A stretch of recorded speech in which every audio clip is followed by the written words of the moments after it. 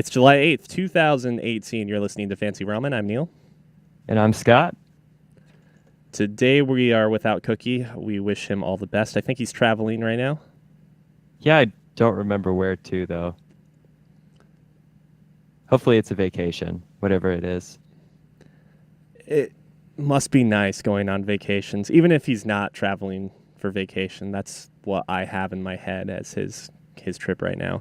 He's probably enjoying Mai Tais in the Bahamas. On the I don't Bahamas. know. He's actually on a cloud floating over the Bahamas. Okay. But, Scott, what have you been up to this week? Let's see. I've finally gotten to enjoy the extra hot summer weather around here by getting into a pool yesterday, which is great. But I haven't done much else outdoors just because it's been, well, actually, no, I had a tennis match yesterday that went pretty well. I had a coworker who wanted to play against me and was shit talking really bad. And so I was super worried I was going to get crushed after being shit talked, which is just like, that's like getting kicked while you're down. But I ended up playing really well. And so now I get to take the high road and just not say anything about how well I did. Did you do the crushing? I did. I Nice. got to do the crushing. I'm glad. I'm proud of you, Scott. I was very worried. I was nervous for the first couple games of our first set because I was like, if this tilts against me in one direction, I may call the game early and just be like, let's not embarrass me, please. But So did you at any point in time use a power shot that then broke his racket? I did not, but that's because I was hitting all of those like targeted strikes right on the outside of the court. So, just like nicking the baseline on the back end or hitting either the starts to the doubles alleys, just right on the line. I did get an ace out of it. So you could say I channeled some Mario Tennis aces in there. Tennis does really have a what's the word I'm looking for? Like, it's a very gentlemanly sport because unless you have someone else watching and refereeing, you really are at the whims of your opponent to call whether something is in or out. Absolutely. No, I try and always play giving my opponent pretty much always the benefit of the doubt on any of their calls, unless it's like very obvious. And then in my case, I'll even, like, if I have something that's grossly out and they don't call it, like, normally I'll call it if I see it. Sometimes I don't pay attention and I can't call all of them, but it's like, if I hit something that's obviously a foot out and someone doesn't see it, instead of taking the point, I tell them, like, it was out. I didn't earn it. But then if I'm playing against an opponent who's a lot better than me, like my dad, it's like, you don't see that? That's your loss. You're supposed to be the better player. Fair game at that point. Yeah, exactly. It's a balancing thing for sure.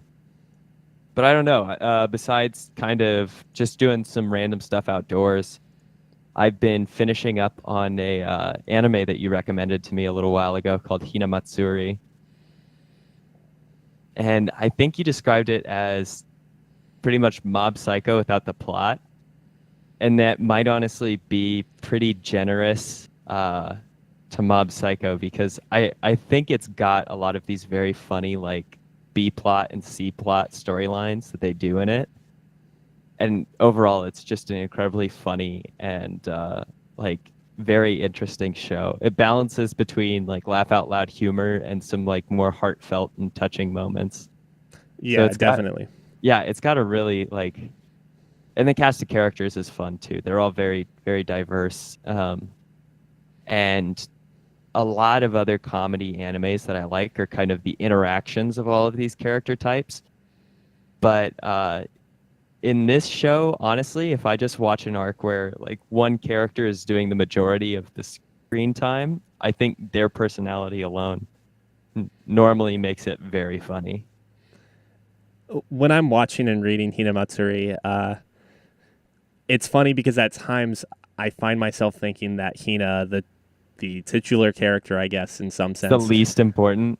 it quite honestly is the least interesting character. There are always times though where like you realize how well the writers utilize her character because without her, certain arcs just don't work. But then there are Yeah. arcs completely void of her that are fantastic. She's a catalyst for a lot of the action that happens or things happening in the plot or storyline, but ultimately like she has a couple gags here or there that are funny, but it's her friends that are really like the most entertaining by far. Her friend who is the unwilling bartender and then later pretty much picks up every possible like career in Japan is one of the funniest things I've ever seen. I was watching that episode earlier today and just dying from laughter. The lowly bartender, I Yeah. think, is one of her labels. Yeah, well, she's a bartender and then she goes window washing and she's scared of the heights, so she does it really well. And like word around town spreads that she works really hard. And so she has like 40 jobs that she's completing by the end of it. It's So, It's oh, so sorry, go ahead. good. No, no, no. I was just gonna say that's one of my favorite arcs, and it's funny that like it's a small joke in the first episode. It's introduced that she becomes, a bartender. Like I thought it was going to be a one-off, and the fact that it's become like a C plot is one of my favorite recurring gags, I guess.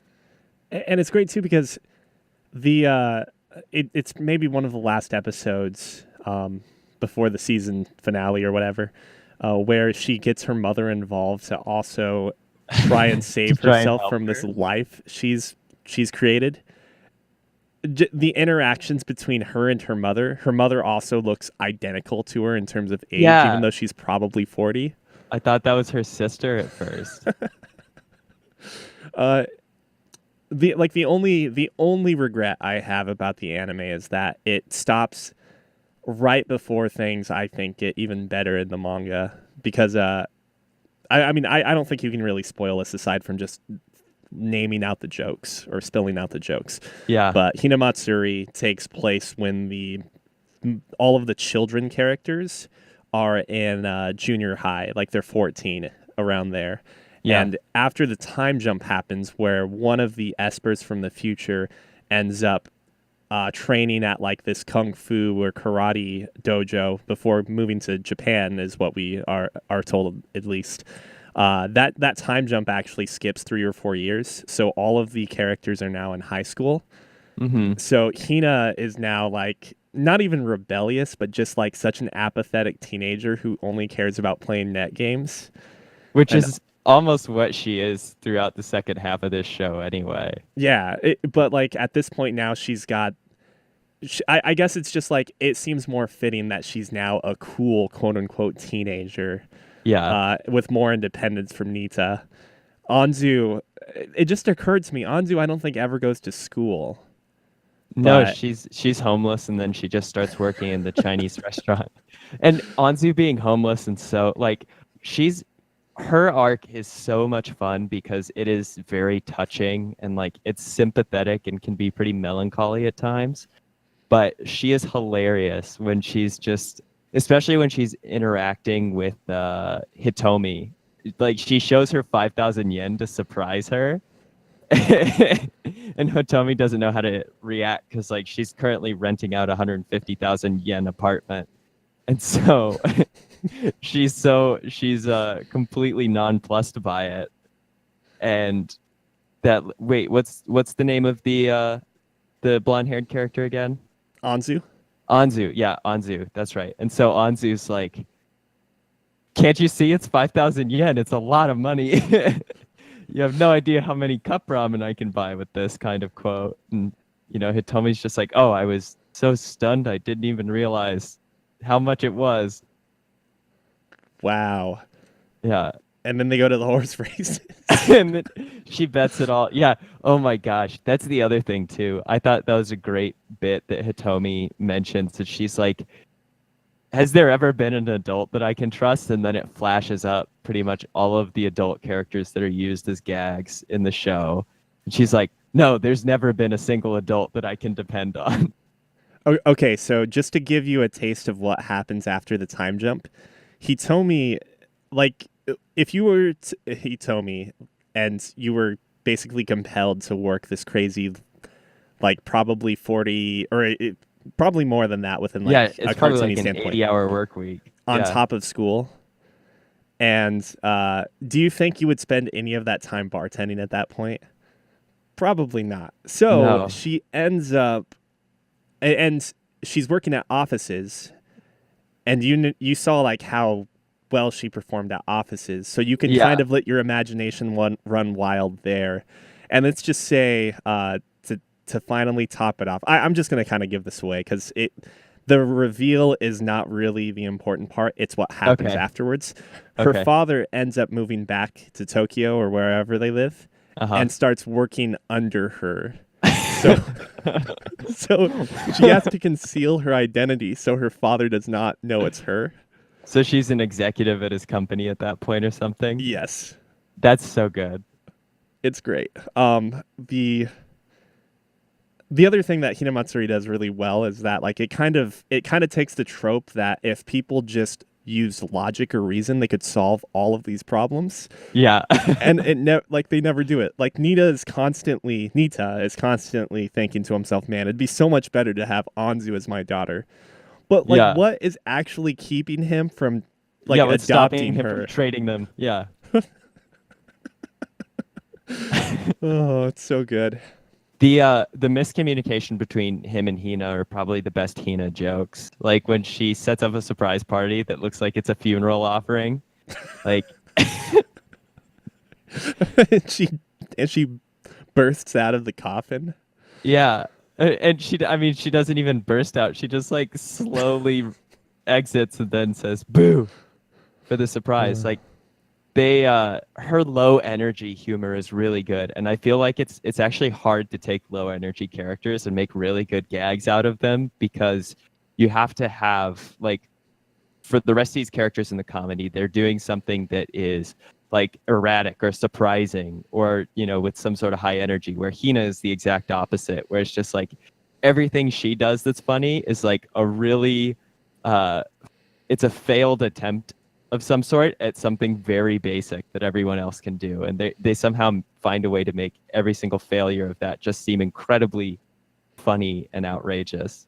I really hope they end up continuing because the anime has also been able to really, really nail some of the slapstick humor much Yeah. better than the manga. Like instances being like when Anzu and Hina use their wind or whatever telekinetic powers in that duel. Specifically when They're doing the rock, paper, scissors. yeah, and when Anzu rips out the hair from Hina's head. Yeah. And she does the same like reaction. So after Anzu like had her neck blown part, to the left or right. Yeah. And also like the moment where Nita and Hina are so excited because he finally has a date with Utako, Uh-huh. and she slams like as he's swinging her around in joy, he slams Hina's leg into the He wall. breaks her leg. Yeah. Uh, Oh yeah, that is true. That's something like you really don't get dynamic. You can only get so much of a dynamic feel from things that aren't animated. yeah, I think the perfect example I always go to is read a couple chapters of Attack on Titan and then watch an episode of Attack on Titan, and it's like a night and day difference on how you feel about like the velocity of character movement and kind of the dynamism that is depicted in the art. But that's great. It's a great show. I'm really glad you recommended it, and I'm glad I took you up on it. I'm glad. I'm glad too. Quickly, I'm going to mention that I've been messing around with some Hearts of Iron 4 mods. I played one that is called the Kaiserreich, which is essentially a mod that it works in a way that the world is shaped in a predictable kind of balance if Germany were to have won World War One. And so they're actually in like a recovering economy and less slated for war than in the original timeline. And then places like the UK and France and whatnot are going through a lot of like cultural revolutions because of the loss. So the French can end up being communist very, very quickly and easily in that mod. It's very fun and it's an interesting twist to kind of how the world works. You see a lot of underdog nations have better opportunities to get on top, and vice versa. Countries or nations that you would expect to normally prosper in the stand World War II timeline uh, really have a much harder time. Like the United States, I think every time I've played this mod, which is 3 or 4 times, has split into 4 nations or like 4 factions. There's a Pacific coast, then there's a North versus South kind of civil war, and then like Texas and Mexico secede. And so you get this like 4 corners fight in the United States that looks like it's very interesting and entertaining. And whoever designed the mod just did a really awesome job with like adding all of these uh, alternative historical timelines, and therefore like focuses on the national policy trees that are very interesting. So you have your like secessionist South versus your more unionist North again for like World War, or not World War II, but the American Civil War Part Two. That's really interesting. And like Italy fractures, not Italy, sorry, Spain fractures into like 3 parties, which is like a fascist, a communist, and then a like democratic or republican based Spain that makes for a very interesting interaction for their allies. But that's a cool one that inspired myself and Matt to try out the Hearts of Iron Old World Blues mod, which is a Fallout mod that takes place mostly on the Midwest and West of the United States in the Hearts of Iron map.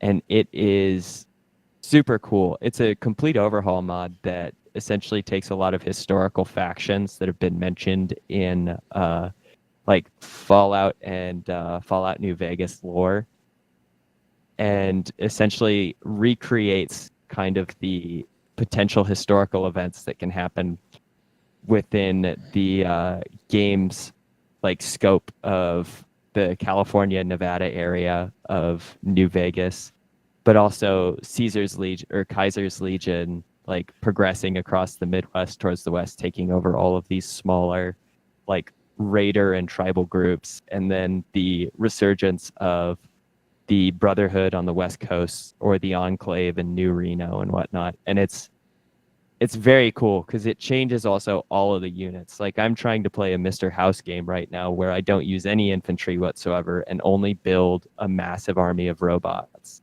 And so there's a lot of considerations to how the game balances, and it seems like it's one in which there is a lot more necessity for strategy than just tactics, because each faction has very different utility of their units and technology. Like you're ultimately never going to be able to keep up with the research of the NCR or New Vegas if you're Kaiser's Legion, but you can just throw body after body at the problem and maybe solve it that way with an overwhelming force of like melee units and taking over all of these smaller tribal territories.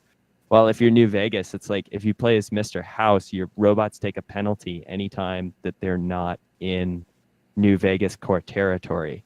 So you cannot expand very far, but you have an iron grip kind of on your city and the immediate territories before you core more areas. And there's always like threats of a coup to Mr. House from all of the warring families. And they also have an option where any of the like main leaders of the Vegas Strip, including the king from the King's Gang, can like take over with a coup, or the courier can, or Yes Man can. Like it's very interesting in that way.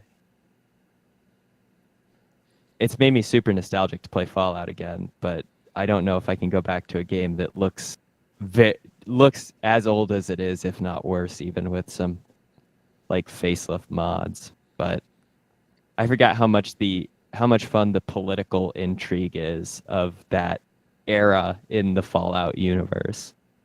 Do you think you'd have problems going back to New Vegas specifically? New Vegas is probably the best of the games, so maybe not. I have a soft spot. I have a really soft spot for Fallout 3 because it was the first Fallout game I ever played.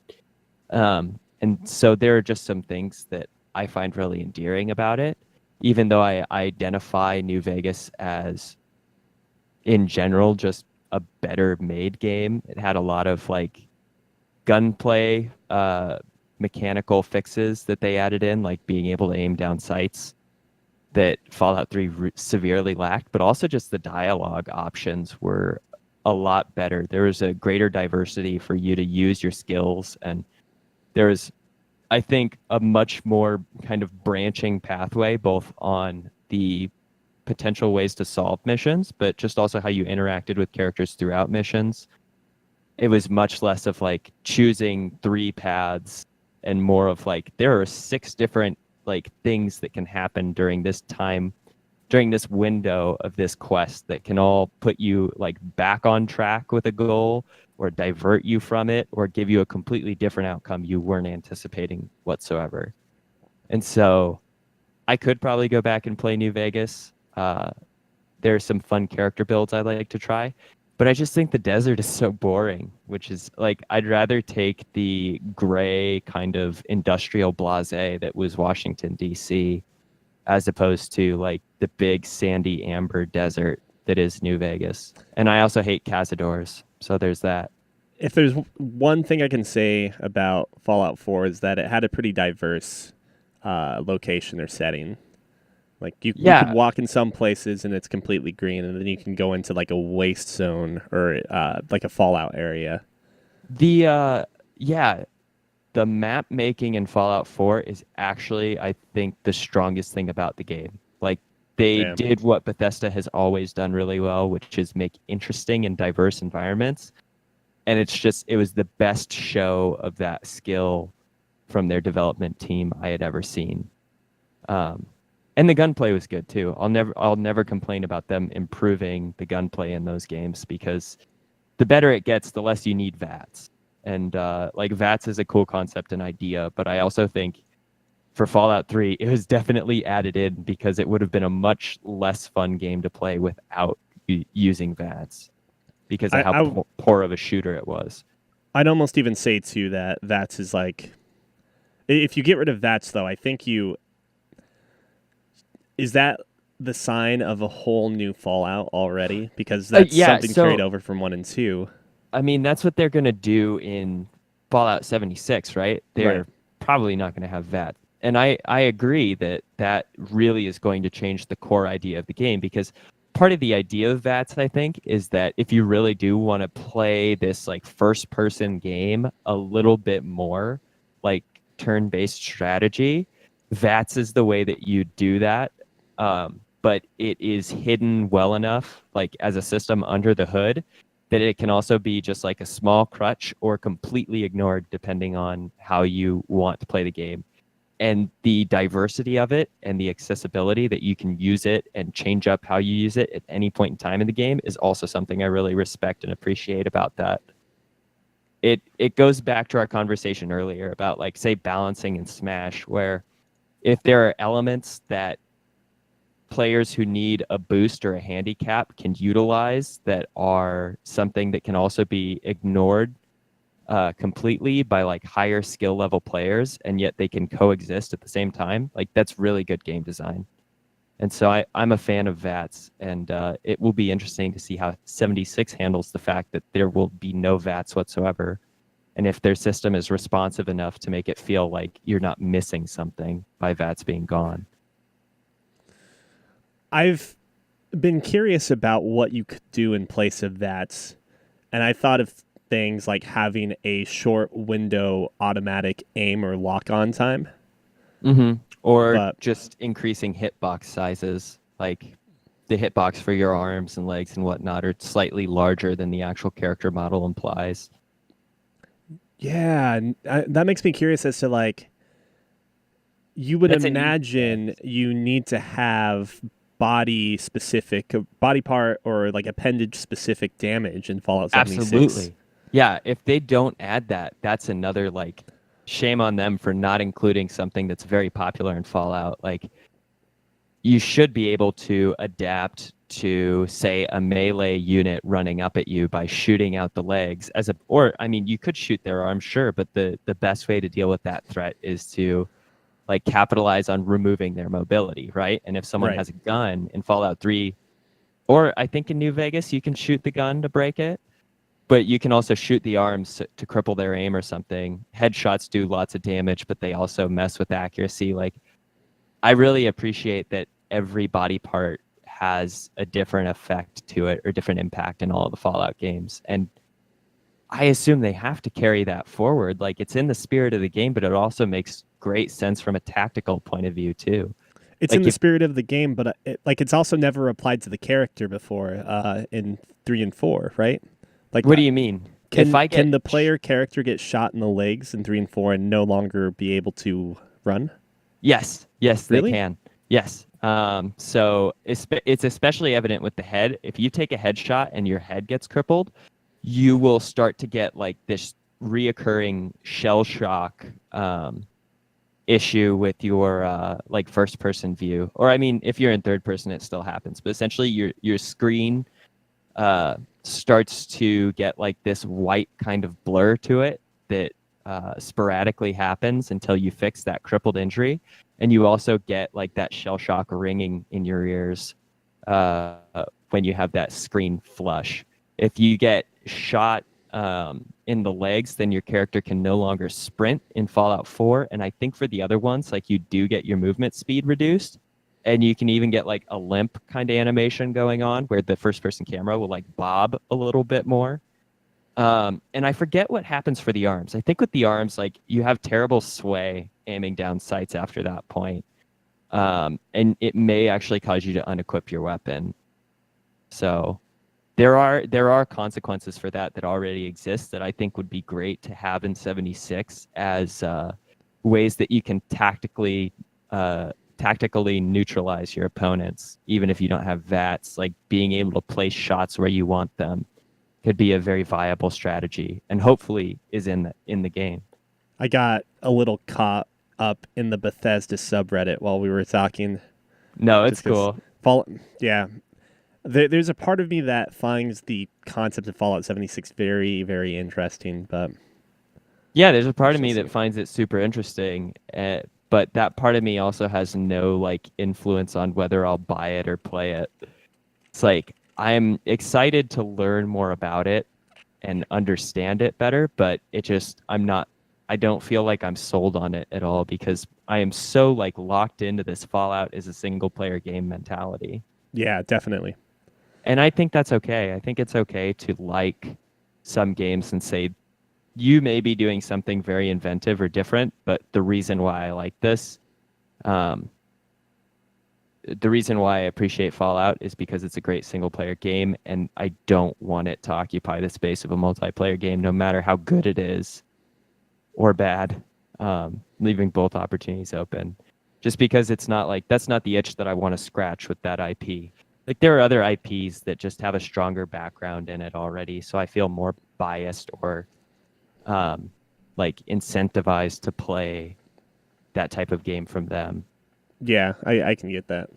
So, last thing that I've been playing or thinking about in the realm of gaming is a game that I didn't realize how old it was until I looked it up, but from 2016, a game called The Witness, which is a puzzle game developed and published by Thekla Incorporated. Um, it is a It very has a interesting very. game. I have to interrupt because it's also made by Jonathan Blow, who is Who is most famous for making the indie platformer. Braid? Oh, okay. Yep. He's made Braid. And, he has an unfortunate last name. I'm sure poor guy got bullied a little bit. Or people came for drugs to him a Yeah. lot. Or his actual name was Williams, but after his influence in the drug game, he changed it completely. Little Both blow. for both yeah, both for notoriety and anonymity. But damn, this game is really, really interesting because I actually don't like puzzle games. I do not enjoy puzzle games very much at all. But I picked it up because it was on like just a sweet deal on Steam, and I had heard good things about it. And I have to say, it has rejuvenated my interest in puzzles in general. And the most weird or fascinating thing about it is that it's only it's only one type of puzzle, really. It's just line from one starting point to an end point, and depending on how you navigate that line, that's all the context the puzzle really has. Um, it's beautiful. It's a very gorgeous game. I think it is using the Unreal 4 engine, and it has this really great design element in which there are things outside of the actual puzzle screens that are relevant to the puzzles that you work on. So you have to be, for some of these more complex areas, a very like observant player, because there are sometimes background objects that line up within the puzzle to give some suggestion on how to solve it. And other times there's hints at like how a wire or a vine has grown through something that suggests how you navigate across a grid. Um, the other thing that I think is really fascinating about it is, in a game with no dialogue or instruction whatsoever, there's such good game design to like intuitively suggest how you solve these problems. And it's just a gorgeous world to walk around in. I'm really kind of fascinated by this game. I've only played it for an hour. Well, no, I've only played it for about 2 hours, 2.5 hours, and I'm starting to get to the point. I was very satisfied with myself and thought I was very smart for solving every puzzle that had got thrown in front of me for the first like 25 to 30. And then I started to get to a point where there are a lot of different puzzles to solve that I haven't done what I would consider the tutorial or like the suggestion puzzle, in which you have a very simple version of the mechanics like put in front of you so you can learn from trial and error on that and then determine your own concept of how to solve the puzzle as it expands in complexity and difficulty. But it's cool how the environment, you're able to essentially kind of get lost in it, and getting lost in the environment seems to be something that the developer has intended for you. So you bump into these different puzzle mechanics, and where they cross-reference different like approaches to puzzle solving is scattered enough that it feels like if I'm in one area that's doing like mirror puzzles and puzzles with background objects, all of a sudden I cross to the other side of the island, and there's one puzzle amongst a different kind of schema of puzzles that also uses like background objects or a different like environmental suggestion. It's very cool to think about from a design perspective how they were able to do this. Have you gotten far enough into the game to know what the narrative or theming is? It seems like they're trying to suggest that there's some sort of like natural order or I guess overarching interconnected system between things. I found like one or two recordings, and they're all sort of suggesting that that there's an interconnected and intended order to kind of everything in the world. Like I've seen diagrams or blueprints that show, after solving a bunch of tree puzzles, following the progression of like tree branch paths, like tree roots hanging over a wall and vines next to drawings of like blood vessel and nervous systems in the human body, and the similar kind of design aesthetic between those, which as a biologist, especially as a molecular biologist by training, it's like they're kind of preaching to the choir on a lot of these things. I'm wondering how much of it is going to be like an immaculate design concept at the end, though, because that's a like theological or ontological perspective that I rebel against as a scientist, obviously. But I'm very interested to see how much further they take the narrative in that direction, because I don't think there's any arguing on my end that there isn't an interconnectedness between kind of all biological systems or even natural systems. Right. I am curious to what you'll think of it once you finish the game as well. Yeah, I know. I'm trying to figure out if I'm going to finish this game and be like, yeah, I really like this, or I'm going to finish this game and be like, these people don't know anything. Like they make great puzzles, but they're pissing me off. I'll keep you in touch. The problem is I'm getting to that point where these puzzles are getting really hard.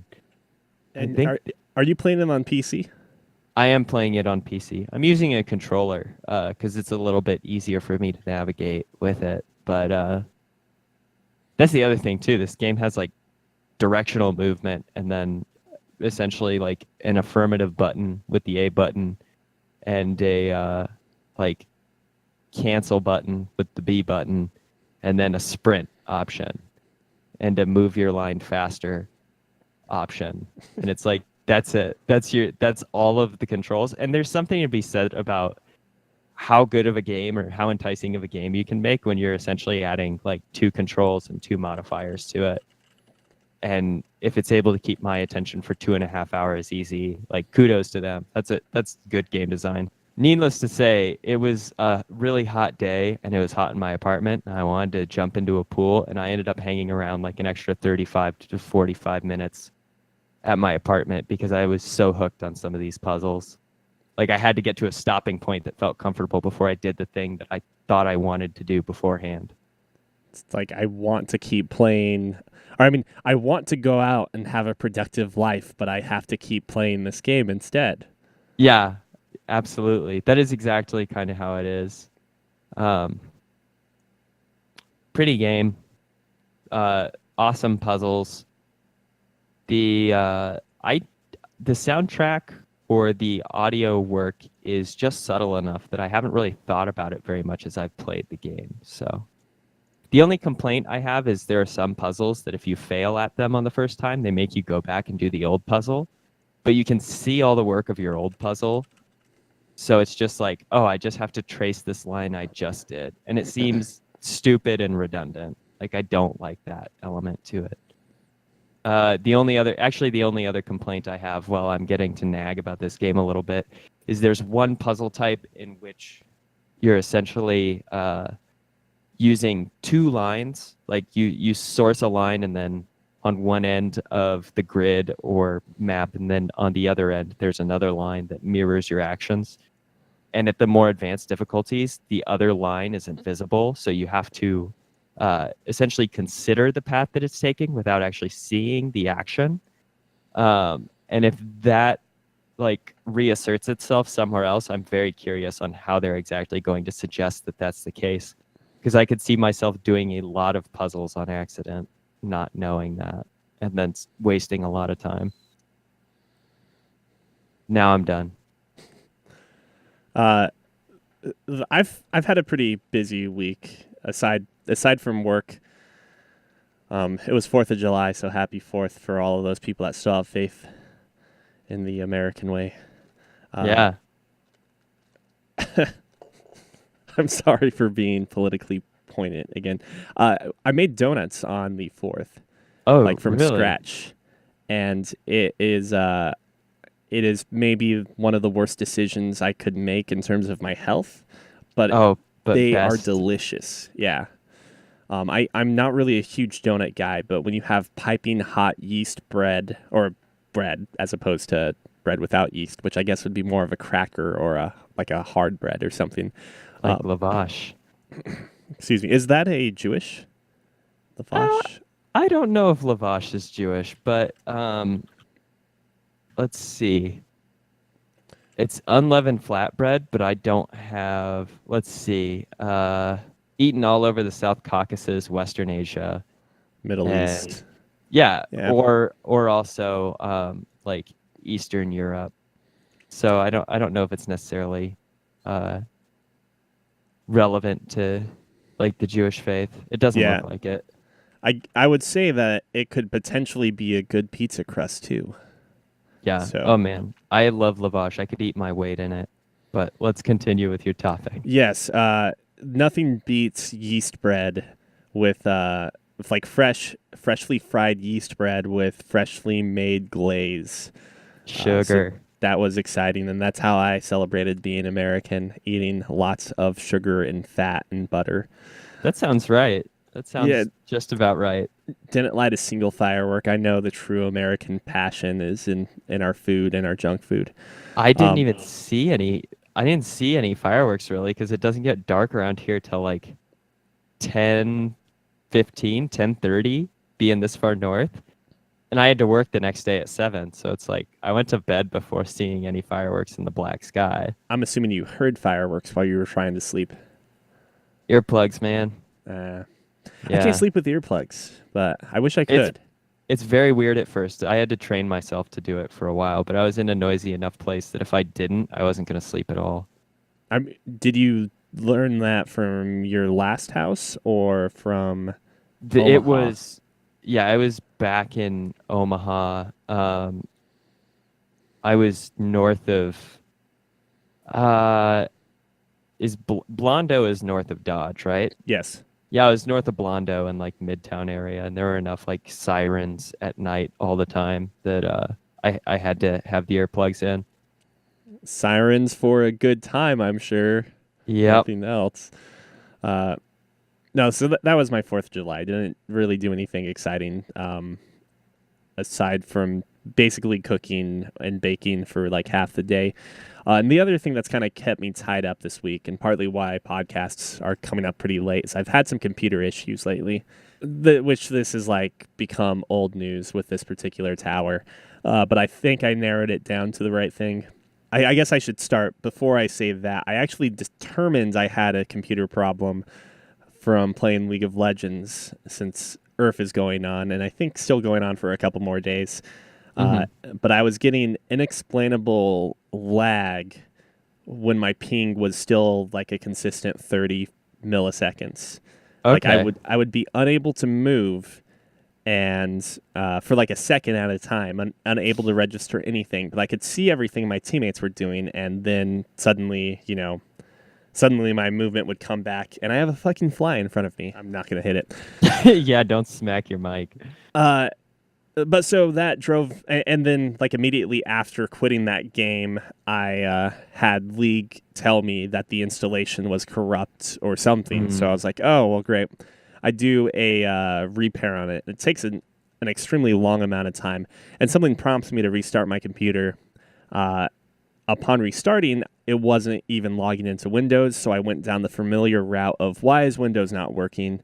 I get into Windows after a couple hours of troubleshooting, and I prompt a disk check on my C drive for my SSD, Hmm. my SanDisk Extreme Pro SSD, which is supposed to be the top of the line thing, Yeah. and after a decent hang up, I basically went, took a shower, came back, saw that no errors were found, but I still had that nagging feeling about something being wrong. So I went and bought a new Samsung 860 Pro 256 gigabyte SSD. I went to, and this is basically the determinant factor, which led me, which proved that there was something wrong with the SSD, the SanDisk. Was that when I was trying to clone or mirror, ghost, whatever, Hmm. the old one to the new one, it was erroring out partway through on multiple attempts. So there was basically a bad sector. So I ended up just reinstalling Windows and going through all the nonsense that entails, like reinstalling OBS, Discord, Steam, uh, Which everything. at this point takes you more or less a whole day's worth of work anymore. Practically, yeah. I still haven't installed all of my plugins, so I'll need to do that before I can edit tonight. You don't even have Google Chrome yet. You're right. I actually don't. I've got Firefox Quantum. Oh, that's better. Yeah, Is okay. it better? I mean, that's probably debatable, and I don't think I could win a debate on either side. I stopped using Chrome when Chrome started to crash my computer, which might actually be the SanDisk, because I'm assuming this problem or this SSD has actually been faulty for the duration I've had the computer, and probably the cause of most of my problems are sans the heatsink not working a few months ago. I was really close to just going out and spending a couple thousand on a new computer pre-built. So Hmm. I'm glad like my willpower kind of kicked in. Anywho, though, everything up and running. Jump back into League of Legends because that was kind of my litmus test to see like are things working. Wasn't getting the corrupt error anymore, but I was still getting the weird lag. and I bring this up because I just wanted to say that League of Legends does such a fucking great job with their resources available to players. Specifically, they have their log reader on their website, which you can take your game logs and upload them to, and that will basically tell you what your ping, what your jitter, and what your packet loss are through the duration of a match. And then it also gives you a score based upon like the quality of the connection throughout the match or the game or whatever. That's awesome. And yeah, it's How it's did really how did really did you interesting. just find out about this, or have you known about it? I did not find out about. I mean, I did not know about it until today, actually, when I was Yeah, further investigating. I want to look at this now just for me. Like, I don't even have any issues to troubleshoot, but that kind of data is very interesting. Yes, very much so. And I found through it that my ping is like consistent. Like it's 30 and sometimes goes up as high as like 60. My jitter at times goes up as high as maybe like 30 milliseconds. Not a big deal. My packet loss is tremendous, going up to 100% and 80 and 90% at times during matches. Lowering my overall score for some of these matches around it from 100% being like a perfect connection to around like 40 or 50, which is obviously not playable or not recommended, we'll say. Uh, so I went even further into their website to see what other resources they had with the new information I had, and one of the options they gave me was to use the Hex Tech repair tool, further using terms within League of Legends for their programs. But Hex you Tech do being have to spend riot points to use it. that would suck. Uh, but I mean, just for the record, it is free. Yeah. Using the Hextech repair tool is just like being able to change various settings that you would otherwise be too lazy to do. Like I Yeah. completely forgot I hadn't set up my firewall to exclude or to have an exception for League of Legends. It also changed my DNS to a public domain one, probably Google A844 or something. hmm Just a bunch of other quality of life things that you can do. And it also generates a report of like a ping test, a system check, and all these other things. So like if the problem isn't fixed, you can just upload that to Riot support, which is also pretty cool. Uh, Ultimately, though, it didn't fix my issues. I'm still having weird lag spikes from either packet loss or packet buffering. I'm not sure yet.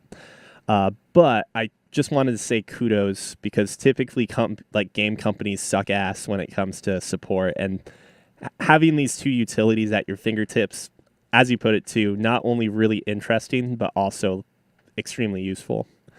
Uh, but these problems have kind of been plaguing me for most of the week along with work, so I really don't remember any game I've been playing aside from Steins Gate. We've made a lot more progress through that, Tiffany and I. I'm really, really excited to keep playing that game, but I'll have to figure out how to get my saves off of my old SSD because Yeah. they're stored on the C drive as opposed to my Steam quote unquote drive. So I'll have to kind of dog around with that. So in the meantime, I watched Tiffany play through most of Route B and all of Route C/D in Nier Automata, Okay. and it has been kind of enlightening seeing someone else's take on it. hmm Uh, and not to mention just a nice little revisit and a helpful reminder that I still don't understand half of the story in that game. Like the main points I think are pretty reasonable to understand, but just the small things like who the fuck is N2? Uh, what is the point? Like who actually started Project Yorha, and why does there seem to be involvement between machines and androids in that case? Lots of small things like that. Which Well, one playing of you is the 9S Stan? Just for curiosity. the 9S what? Stan? As in like they Uh, like yeah, 9S more? who's the big 9S supporter between the two of you? Actually, when she was given the choice between A2 and 9S, she immediately chose A2. So, Yes. and Okay. I kind of feel the same way. It's unfortunate that I think 9S is ending. Like if you rule out ending E, 9S is Right. ending. I think is the much better outcome, hmm despite that unfortunate accident of a sword, two swords, two abdomens.